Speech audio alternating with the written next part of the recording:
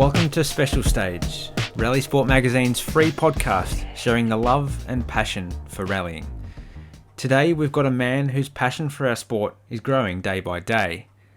Alex Rullo has had a crazy career in motorsport. He was the youngest ever to drive a V8 supercar when he was just 16 years old, and now he's loving life driving in the Australian Rally Championship. His natural talent is clear to see, but when you're in a new sport that's as challenging as rallying, you'll never have a clean run all the time. And that's what his 2023 has been like. He's had some strong performances, he's made some minor errors, but through it all has been improving event by event. Alex explains to me the differing promotional worlds between rallying and the Supercars Championship, and also tells of his learnings with the world-class Hyundai i20N Rally2 car. So join me, Luke Whitten, for the chat, and once you're done, get onto rallysportmag.com and get your rallying fix with a subscription. It's that subscription that helps us to produce more and more content and give you guys this podcast for free. Enjoy Alex Rullo, the teenage debutante turned rally driver. Alex Rullo, thanks for your time. I appreciate you joining us on the podcast. How are you? Good, thanks. No worries, and thanks for having us. Where do you start when you think about your motorsport journey? You've come from supercars at such a young age, and now you're in rallying. Must be a pretty good story to tell some people about what you've done so far, even though you're so early in your career. Yeah, it's pretty cool. I'm definitely very lucky to be able to do and I guess achieve what I have since I started in go-karts 13 years ago now. Yeah. So yeah, it's been really cool. Started in karts when I was 10 years old. And then the plan was always to move to cars as soon as possible, and when I could get my CAMS license, as it was known back then, or Motorsport Australia now, at 14, that's exactly what we did. Bought a little Hyundai XL and founded one of my good friends, Mike, who helped me a lot in go-karts and still helps me today. He started the WA XL series, so went off racing XL. I think we won every race bar one, maybe. Which was pretty cool. And then from there, I guess moved up the ranks. Dad was racing at the time.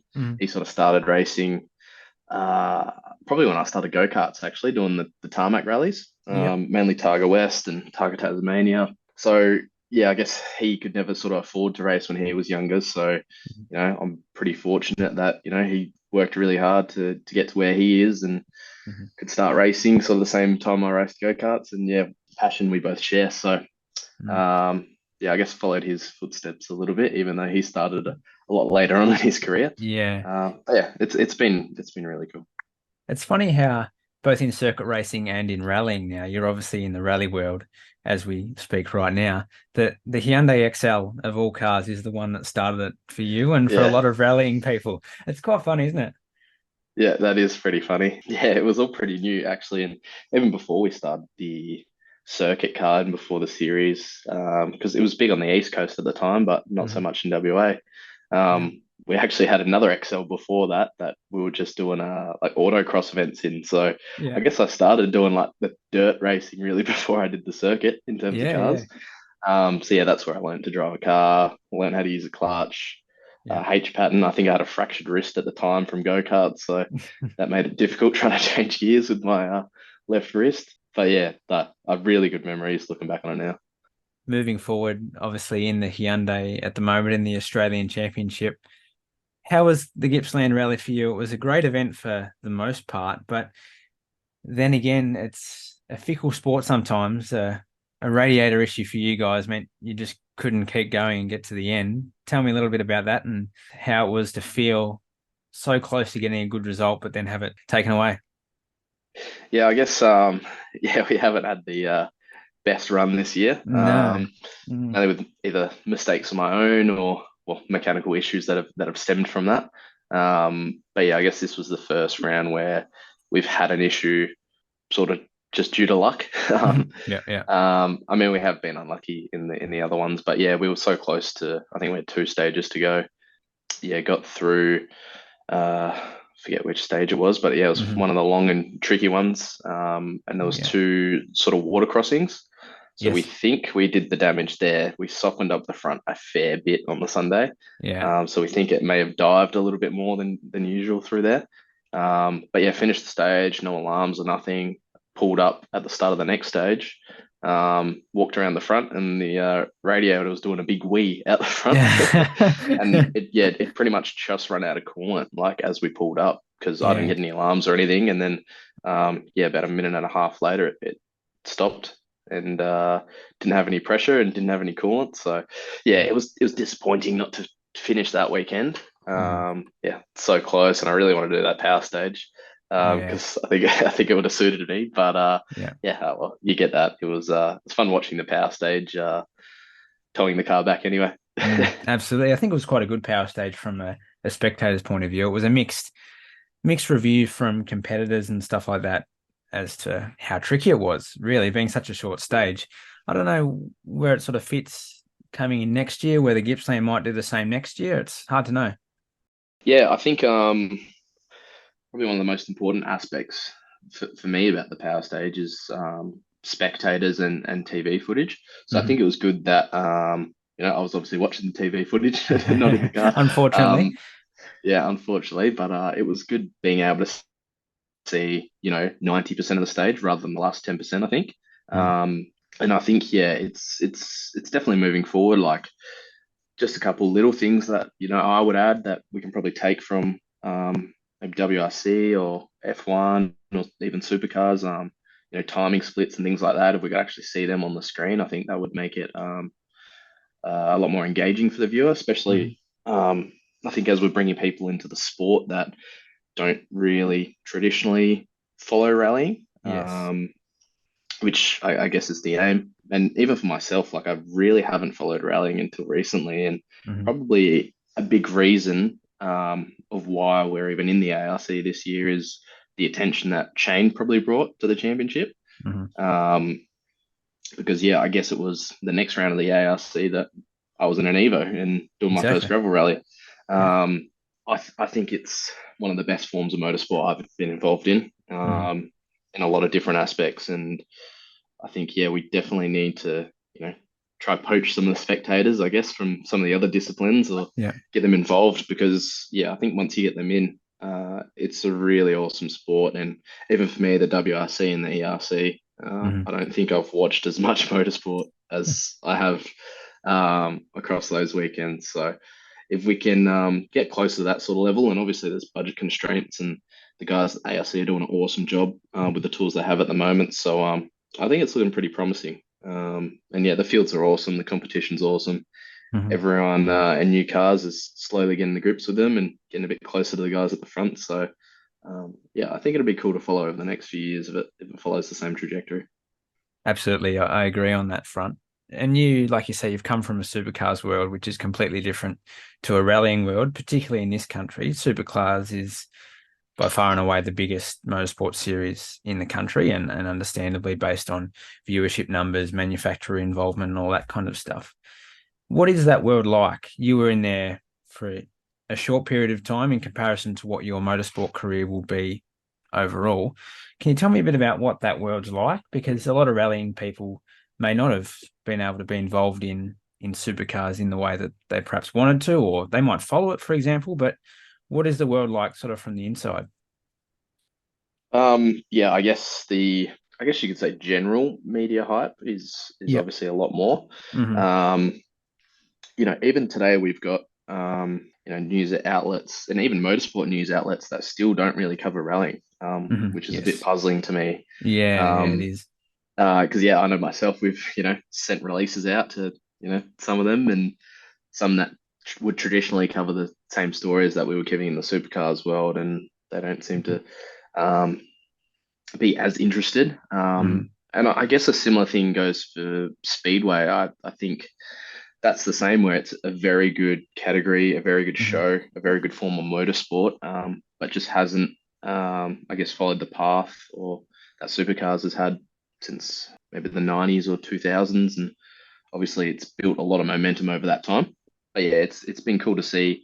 And I think potentially Rally could even take some notes of Speedway for how they do things, and obviously it's very different, and they've got a lot of prize money, which would be which would Yeah. be great if we could get that into Rally. Yeah. But I think that the way they go about things is very interesting, and now we're seeing Mm. some of those media outlets start to cover Speedway, and I've Mm. seen a few little Rally stories here and there get through, which is good. Mm. And I think that's ultimately what we need.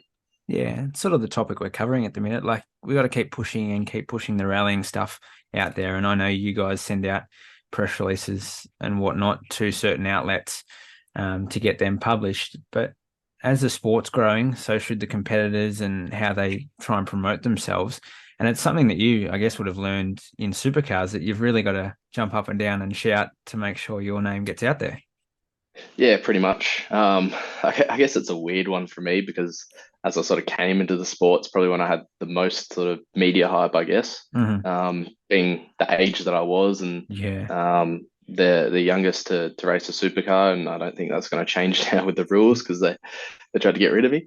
Um, but yeah, it's very interesting because I went from going past motorsport news outlets and going your Daily Mails and those types of things, and it's a bit of a divisive topic. My age at the time, and I Yeah. look back now and I think, yeah, wow, that was pretty young.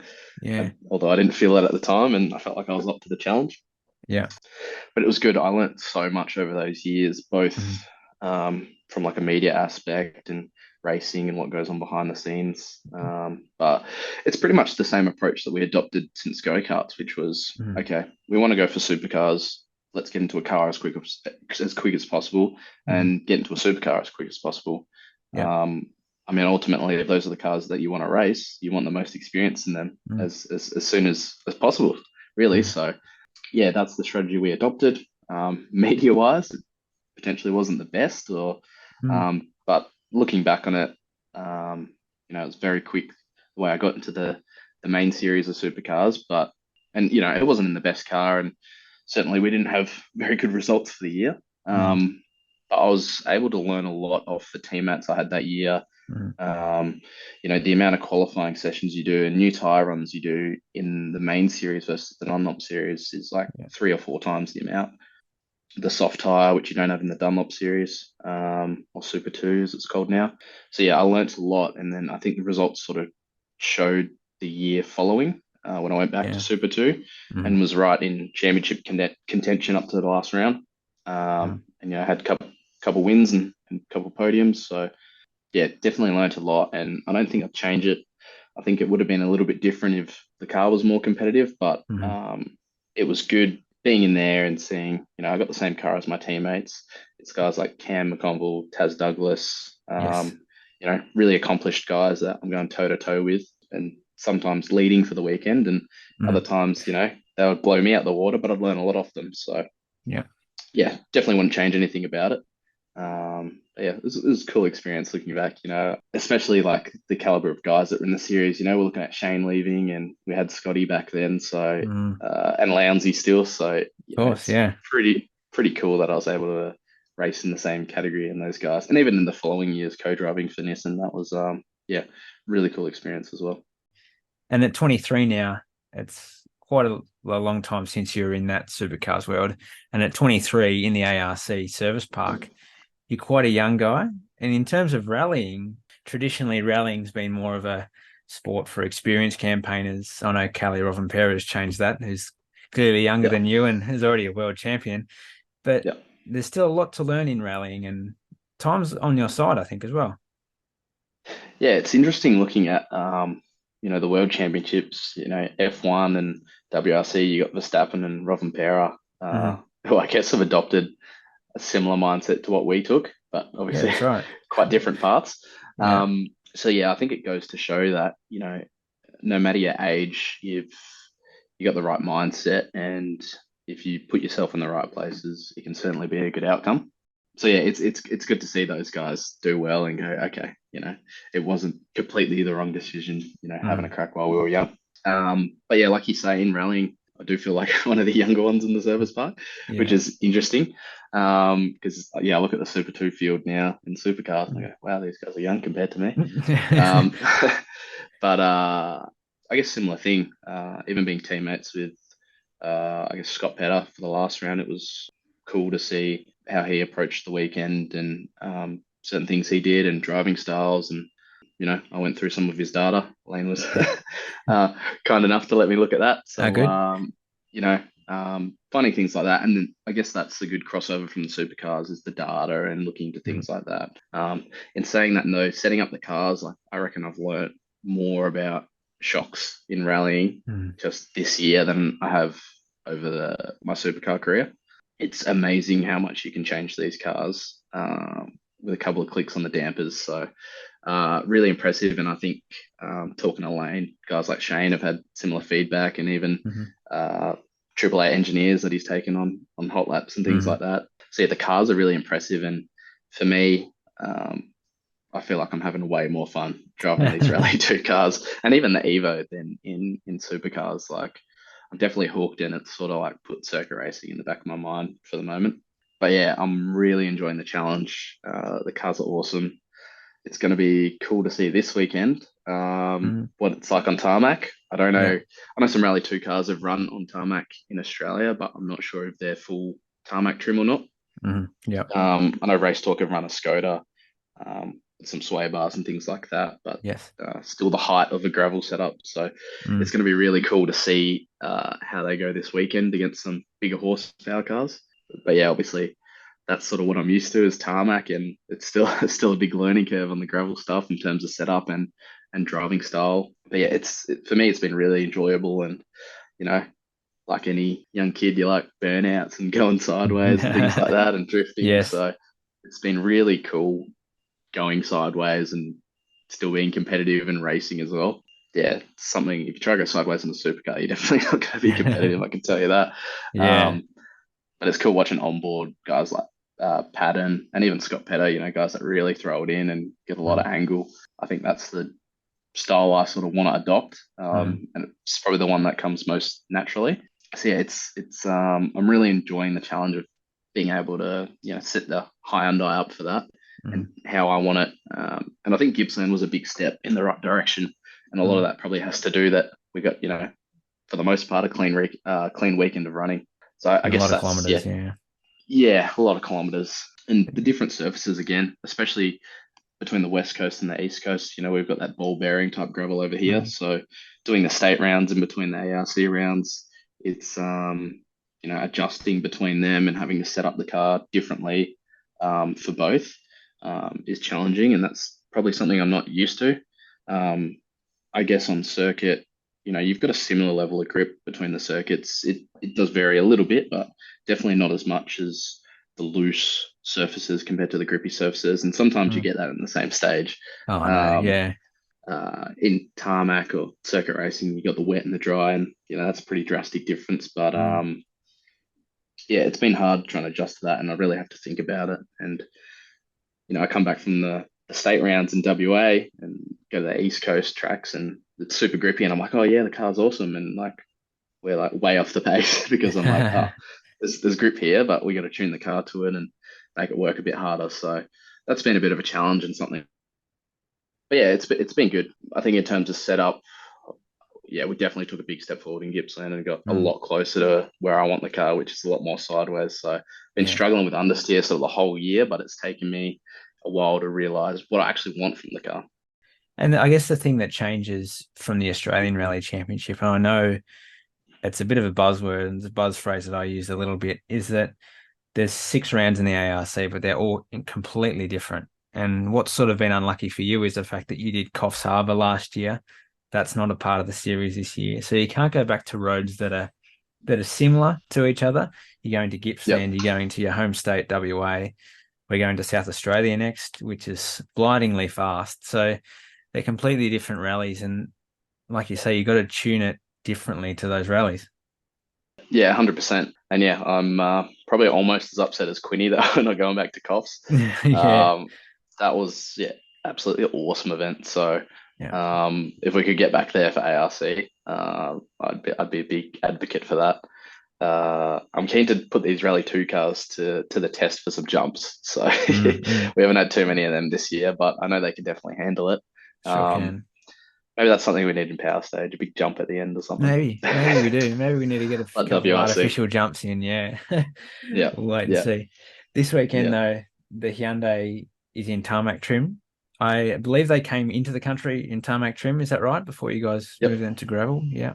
So, do you try and drive it like a supercar? Do you try and drive it like a rally car? It's a tough one. Yeah, it'll be interesting. The only real full drive car I've driven on tarmac is probably the Evo when we had it in tarmac Yeah. trim last year. So both gravel cars for the most part. But yeah, it's going to be interesting. The Evo was really easy to drive last year when we did Mm. this same event. So I know the tracks. I've done them in Dad's tarmac car, the Lotus, before, and last year actually. And yeah, I guess pretty much drove it the same way that I drive a supercar, Yeah.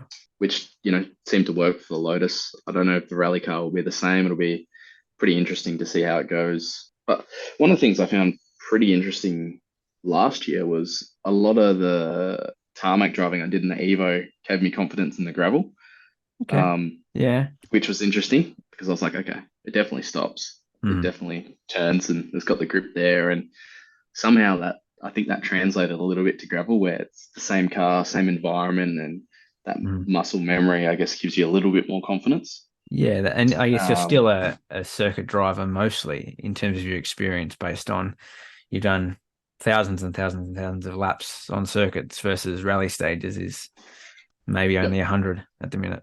Yeah. So yeah, the biggest thing I'm used to is I turn the wheel and it grips and it turns straight away, and there's a lot of grip there.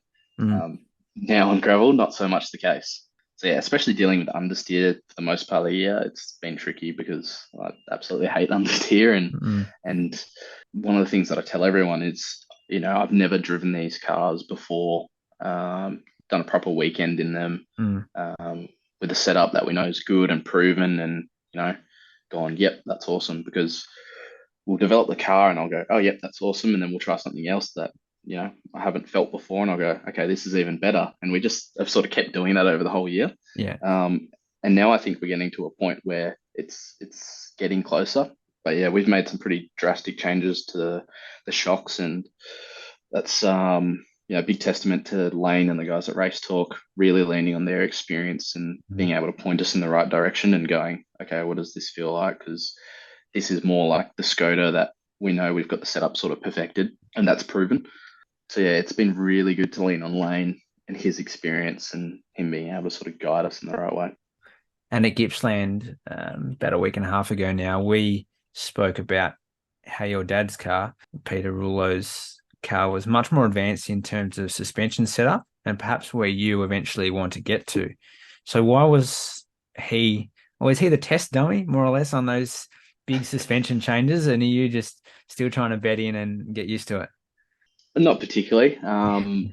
I guess in Queensland, I had a pretty big change to my shocks, and he was sort of running similar to how they came factory. Yeah. Um, and then yeah, we noticed some pretty big differences, and there's some pretty big dips in Queensland where my car would ride perfectly through them, Mm, and his was bottoming out, and he actually broke the windscreen on one of them, so it was pretty violent. yeah. So yeah, he's definitely needed to get to at least the spec mine was at. Mm, So they changed it to that and then went another further. gotcha. Um, Yeah. I'd like to think I give a little bit better feedback than him. Yeah, I think he'd probably agree with that, hopefully. But yeah, it's been good having the two cars and being able to test between each other. We haven't had a proper test day since the start of the year, so what we did there was keep one car exactly how it came and then make changes to the other. And you pretty much hop out of one, hop straight into the other, and then you can definitely feel the difference. And then at the end of the day, hop back into the car that we haven't touched and see Yeah. if you go just as quick, which sometimes does happen. And you go, okay, well, that felt a lot better, but Mm, the old car's just as quick. So yeah. it's really hard to measure those gains. And it's always a difficult balance between going, okay, yep, the car's faster with this change, or does it give me the ability or the confidence to drive better? Mhm. And And confidence I is a think, huge thing. Yeah. especially in gravel, yeah, as I'm learning. Um, so I think the changes now are more about making me a little bit more confident, or I guess giving me more tools to place the car where I want it in the right sequence. So making it rotate as quickly as I want it to turn and sort of adjusting it to suit the driving style I'm trying to achieve, Mm. which is the part I'm enjoying the most. Yeah. There's Getting nothing really more satisfying than making changes and it works, and you're getting closer to your goal. So it's been this long build up over the year, which um, I haven't really had in supercars, where you have 2 or 3 test days for the year. You might make some advancements there, but then it might not apply to the track that you're going to, and there's a lot of different factors. So I think I'm getting on top of what I want from the car, Mm. And that's the and huge then goal, isn't it? You're still new to the yeah, sport, so you got to be able to understand where you want to push it, and now you yeah, can do that. Yeah. and Hmm. also adapting to the different surfaces, which has been a big thing, especially the last round. It was like 2 weeks between the state round in Hmm. WA and ARC in Gippsland. So not Yeah. only put a lot of pressure on the guys to get the car sorted, but a lot of pressure on us to get the setup right and for me to adapt to the different surface. So that's probably like half of Saturday was just me adjusting to the grip and trying to adjust the Hmm. car to suit that as well. Yeah, definitely. To have Steve Glennie alongside you must be a huge asset, as well as having Lane Heenan as part of the Race Talk squad. Mark Stacey's floating around as well, another great co-driver. Those guys, are you annoying them to the point of them running away from you, asking questions, all that kind of stuff throughout a rally weekend? Yeah, 100%. I think if you ask Steve how many questions I ask him over a weekend, yeah, it'd say a lot. Um, but yeah, it is to that point. I'm a big believer in, there's no stupid questions. So Mhm. um, even things now that I can probably come up with the answer myself, I'm probably still asking Steve and just, Mhm. getting that confirmation from him or Lane. Um, Yes. but yeah, I think I'm getting more confident in that realm as well in terms of car changes and things like that. Mhm. As I know what I'm looking for, okay, yep, I'm just going to change that. I don't need to ask Steve. I don't need to ask Lane anymore. But Yep. obviously, yeah, those guys have a wealth of experience, and yeah, it's definitely been a contributing factor to me getting up to speed is those 2 guys and leaning on Mhm. their experience and the whole team. Like all the mechanics, the cars run flawlessly all year, and Mm. besides this radiator issue, we haven't Yeah. had any mechanical issues, and the car's been great. Touch wood. So yeah, those guys have been really good, and it'd be a different story if, in Gippsland we had a mechanical issue on day one, and, we lost a heap of Ks, and, we would have lost a lot of development that we had at the last round. So, yeah, it's a credit to all the mechanics as well. Those Mm. guys work really hard, and it's a really cool bunch of guys, and, yeah, really, really enjoyable experience working with them. Mm. They're a great team and a really professional team. Can you compare them to some of the teams you work with in supercars? Is it at that kind of level what Race Talk are doing? Because clearly they've done a lot of things with MRF tires in the Asia Pacific Championship before. They've been around the ARC for a long time. Is it that professional that it's up there with a supercars or a Super 2 team?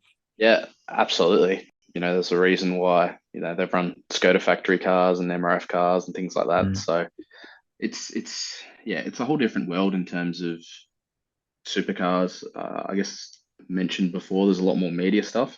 Hmm. So it's a different environment, but it's probably a more enjoyable environment, I'd say. Yes.